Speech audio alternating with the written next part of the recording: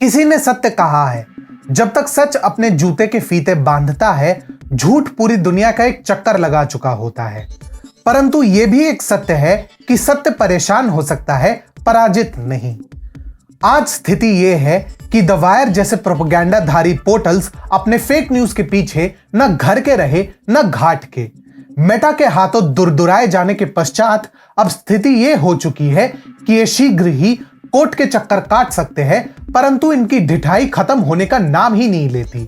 इन्हें लगता है कि ये नैतिकता का चोला ओढ़कर संसार को उल्लू बना सकते हैं, परंतु बंधु, ये 2022 है। नमस्कार, स्वागत है आपका TFI पर, जो है देश का सबसे विश्वसनीय ऑल्टरनेट न्यूज मीडिया पोर्टल।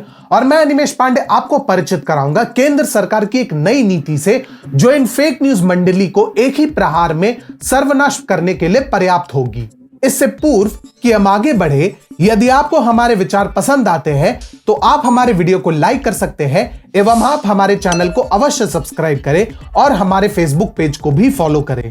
तो अविलंब आरंभ करते हैं। हाल ही में इकोनॉमिक टाइम्स की एक रिपोर्ट के अनुसार यह सामने आया है कि केंद्र सरकार एक या उससे अधिक केंद्र सरकार द्वारा नियुक्त ग्रीवेंस अपीलेट कमिटीज को IT एक्ट के संशोधित अधिनियमों के 3 माह के अंतर्गत लागू करेगी।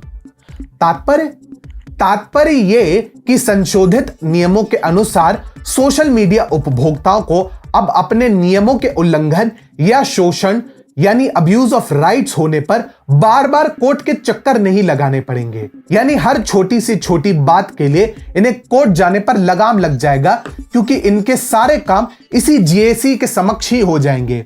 इस बदलाव का अंतिम ड्राफ्ट शीघ्र ही सामने आने वाला है। नए नियमों के अंतर्गत किसी भी अति संवेदनशील कंटेंट पर एक्शन लेने की समय सीमा घटाकर अब केवल 24 घंटे कर दी गई है, जिसमें संविधान के महत्वपूर्ण अनुच्छेद 14, 19 एवं 21 जो देश के नागरिकों के मूलभूत अधिकारों एवं उनकी स्वतंत्रता से संबंधित है, उन सबके मान को ध्यान में रखते हुए किया गया है। इसके अलावा उक्त प्लेटफॉर्म्स के लिए भी ड्यू डिलिजेंस के नाम पर राहत दी गई है, यानी मोदी सरकार की नीति के अंतर्गत सबका साथ सबका विकास। परंतु उनको यह भी स्मरण कराया गया है कि इसका उल्लंघन करने पर उसको इनके परिणाम भी भुगतने पड़ेंगे। तो नई नीति से द वायर, कारवा, एमनेस्टी इत्यादि जैसे फेक न्यूज मंडली का नुकसान कैसे होगा? द मेटा और टेकफॉग वाला कांड भूल गए? एक अज्ञात सूत्र के आधार पर द वायर ने दावा किया था कि भाजपा नेता अमित मालवीय ने सोशल मीडिया से 705 पोस्ट हटवाए। हमने यह भी देखा है कि कैसे ट्विटर ने पूर्व अमेरिकी राष्ट्रपति डोनाल्ड ट्रंप के हैंडल को हटाया और वहां के चुनावों को प्रभावित करने में एक महत्वपूर्ण भूमिका निभाई। द वायर कुछ तकनीकी चीजों का हवाला देकर यह सोच रहा था कि लोग इसे सही मान लेंगे, परंतु पोल तब खुल गई जब फेसबुक के स्वामित्व वाली कंपनी मेटा के कम्युनिकेशंस हेड एंडी स्टोन ने इस पूरी खबर को बनावटी करार दिया।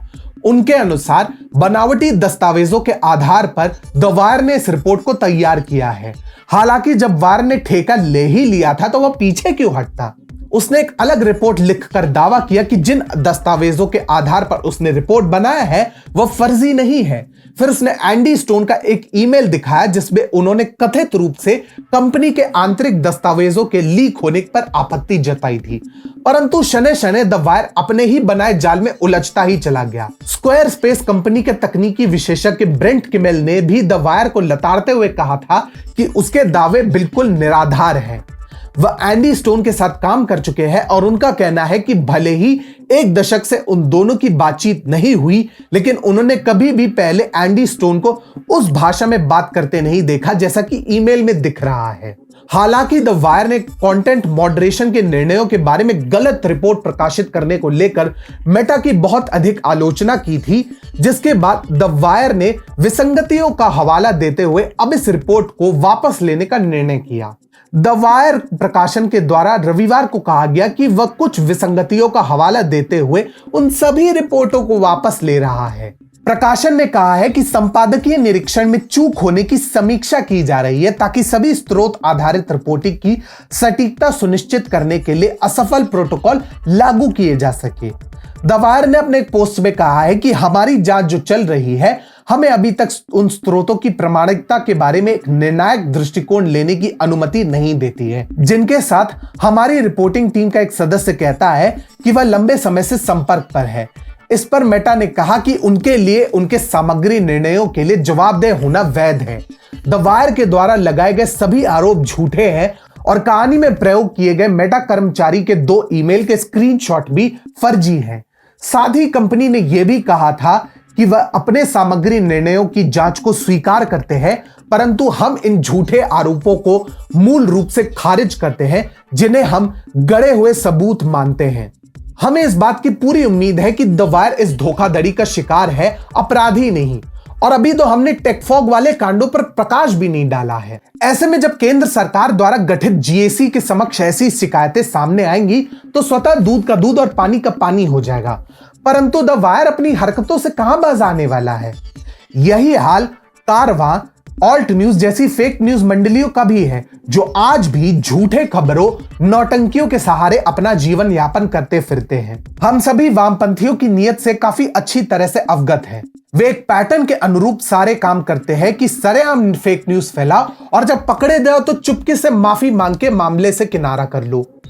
हाल ही में द वायर ने ऐसा ही किया और यदि पहले के मामलों को देखें तो लोनी मामले के समय भी यही देखने को मिला। 2021 में ऑल्ट न्यूज के कथित पत्रकारों ने सोशल मीडिया पर गाजियाबाद के लोनी में ताबीज बेचने वाले एक अल्पसंख्यक बुजुर्ग के साथ हुई मारपीट और दाढ़ी काटने वाले कांड को न केवल सांप्रदायिक रंग दिया, अपितु धड़ल्ले से फेक न्यूज भी फैलाई।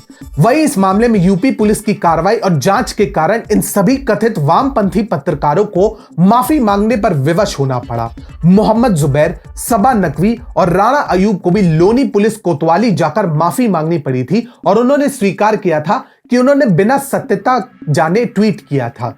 दरअसल गाजियाबाद के लोनी में ताबीज बेचने वाले अल्पसंख्यक समुदाय के एक बुजुर्ग के साथ कुछ लोगों ने मारपीट की थी और उसके वीडियो सोशल मीडिया पर खूब वायरल हुए।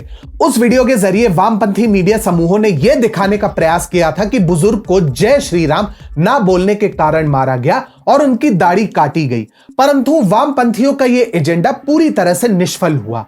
अब सोचिए, जब ऐसे लोग नए अधिनियमों के दायरे में आएंगे तो इनकी क्या हालत होगी। दाने दाने को तरस जाएंगे ये सब और यही होगा।